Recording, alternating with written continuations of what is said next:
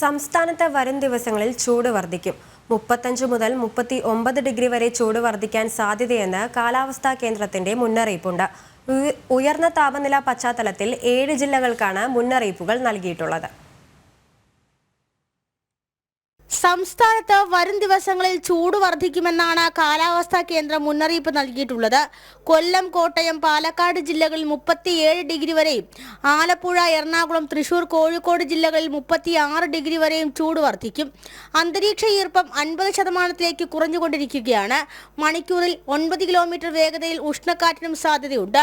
പുലർച്ചെ 2 മണിക്കും 6 മണിക്കുമിടയിലും 26 degree Celsius വരെ ചൂട് അനുഭവപ്പെടാം. അന്തരീക്ഷത്തിലെ പൊടിപടലം മോശം അവസ്ഥയിലാണെന്ന് മുന്നറിയിപ്പ് നൽകുന്നു. ആസ്മ, സൈനസ് പ്രഷർ തുടങ്ങിയ രോഗാവസ്ഥയിലുള്ളവർ കഴിവതും മാസ്ക് ഉപയോഗിക്കുവാനും നിർദ്ദേശം നൽകുന്നു.